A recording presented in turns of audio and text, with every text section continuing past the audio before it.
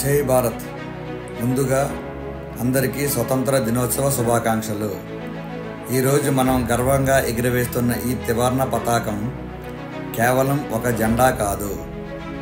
ఇది మన చరిత్ర, ఇది మన త్యాగాలు, ఇది మన ఆశల ప్రతీక. 1947 ఆగస్టు 15న మన దేశం శతాబ్దాల బానిసత్వానికి తెరదించింది. కొత్త యుగానికి నాంది పలికింది. మన స్వతంత్రం కోసం పోరాడిన మహనీయులు కేవలం రాజకీయ స్వేచ్ఛ కోసం మాత్రమే కాదు, ప్రతి భారతీయుడు గౌరవంగా జీవించే సమాజం కోసం కలలు కన్నారు. ఆ కలలను నిజం చేయడం మన ఐహెచ్ఆర్సి బాధ్యత.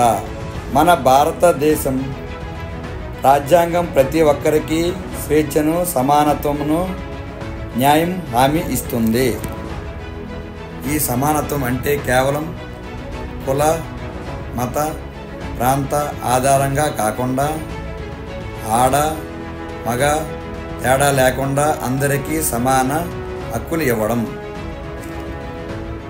ఈరోజు నేను ప్రత్యేకంగా చెప్పదలుచుకున్న విషయం ఏమనగా, అమ్మాయిల సాధికారత. మన దేశం నిజమైన స్వేచ్ఛను పొందాలంటే మన కుమార్తెలు, మన సోదరీమణులు, మన తల్లులను సమాన గౌరవం, సమాన అవకాశాలు పొందేటట్లు చూడాలి. అమ్మాయిలకి చదువుకునే హక్కు కేవలం చట్టంలోనే కాకుండా ప్రతి ఇంట్లో అమలు అవ్వాలి. వివాహం, ఉద్యోగం, భద్రత వంటి అంశాలలో స్త్రీలకు స్వయం ప్రతిపత్తి ఉండాలి. ఆమెకు కలలు కనడానికి, వాటిని నెరవేర్చడానికి సమాజం అడ్డంకే కాకుండా స్త్రీలను ప్రోత్సహించాలి. ఐహెచ్ఆర్సి గ్రామీణ ప్రాంతాలలో, గిరిజన ప్రాంతాలలో, వెనుకబడిన సమాజంలో అమ్మాయిల విద్య, భద్రత, సాధికారత కోసం ప్రత్యేకంగా కార్యకలాపాలు చేపడుతున్నాము. ఎందుకంటే ఒక అమ్మాయి చదువుకుంటే ఆ కుటుంబం చదువుకుంటుంది. ఒక అమ్మాయి ఎదిగితే ఒక సమాజం ఎదుగుతుంది. 78 వసంతాలు పూర్తి చేసుకునే 79 వసంతంలో అడుగు పెడుతున్న ఈ తరుణం శుభతరుణంగా నేను భావిస్తున్నాను. ఎందుకనగా ఎప్పుడూ మనం అభివృద్ధి చెందుతున్న దేశంగానే చెప్పుకుంటాం, కానీ ఇప్పుడు మనం గర్వంగా అభివృద్ధి చెందిన దేశంగా చెప్పుకోవచ్చు.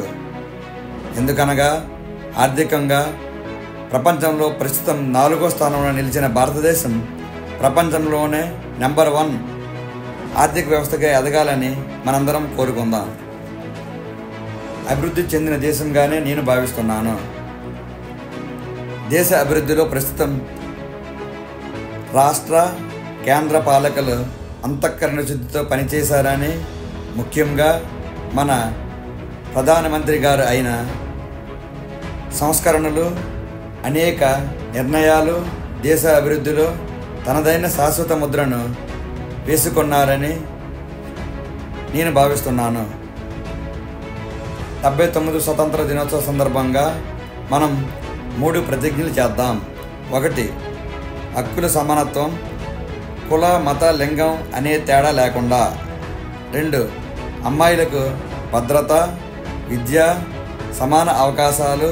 ఇది కేవలం హక్కు కాదు, ఇది సమాజపు భవిష్యత్తు. 3.